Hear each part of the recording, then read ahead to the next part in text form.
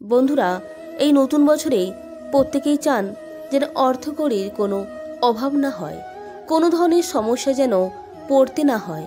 সারা বছর মা লক্ষ্মীর আশীর্বাদ যেন থাকে। চাকরিতে উন্নতি এবং ব্যবসায় লাভ কামনা করেন সকলেই। ঘরে সুখ শান্তি চান।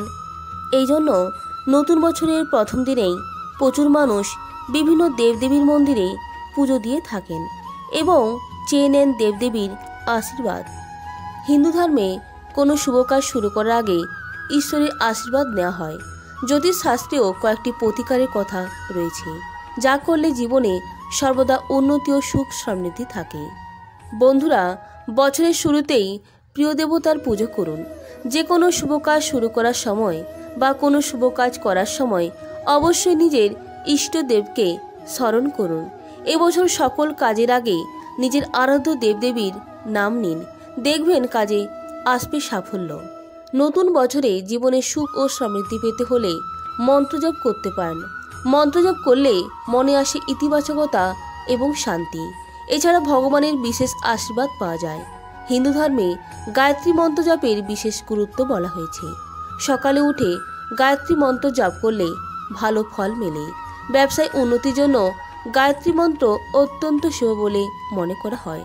মন্ত্রোচ্চারণ করতে না পারলে ওং বলে খানিকক্ষণ চোখ বন্ধ করে ধ্যান করবেন।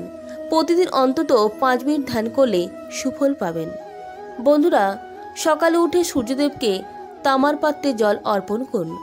আপনার মধ্যে আসবে ইতিবাচক শক্তি। হনুমানজিকে কলিযুগের দেবতা বলে মনে করা হয়। হনুমান চিরঞ্জীবী হওয়ার জন্য এখন এই পৃথিবীতে কোনো না কোনো রূপে আছেন। নতুন বছরে মঙ্গলবার পুজো করুন হনুমানের, ছলা নিবেদন করবেন, তিনি অত্যন্ত প্রসন্ন হবেন। হিন্দু ধর্মে নারকেলকে খুবই শুভ বলে মনে করা হয়। এতে মা লক্ষ্মীর বাস। নারকেলের জ্যোতিষশাস্ত্রীয় প্রতিকারে অশুভ দৃষ্টি এড়ানো যায়, দূর হয় কাজে আসা বাধা। নতুন বছরের প্রথম মঙ্গল, বৃহস্পতি ও শনিবার একটি নারকেল পুজো করে ফাটিয়ে নিন। সেই জল নিজের উপর ও পরিবারের সদস্যদের উপর ছিটিয়ে দিবেন। সারা বছর কোনো খারাপ নজর থাকবে না। এবার আসছি তুলসী গাছের প্রতিকার। তুলসী গাছকে হিন্দু ধর্মে অত্যন্ত পবিত্র বলে মনে করা হয়। মা লক্ষ্মী এবং বিষ্ণু তুলসী গাছে বাস করেন বলে লোকবিশ্বাস। নিয়মিত তুলসী পুজো করলে দেবী লক্ষ্মীর বিশেষ আশীর্বাদ পাওয়া যায়।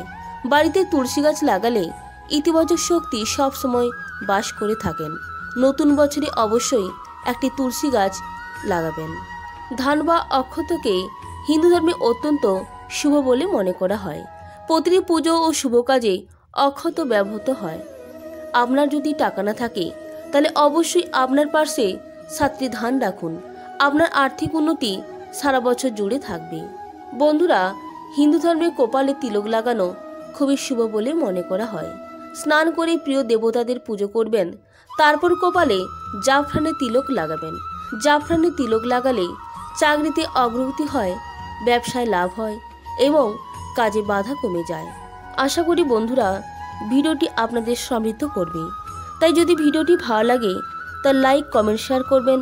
প্রত্যেকে ভালো থাকুন, সুস্থ থাকুন। নতুন বছরে প্রত্যেকে ভালো কাটুক এই কামনা রেখে আজকের ভিডিওটি এইখানেই শেষ করলাম।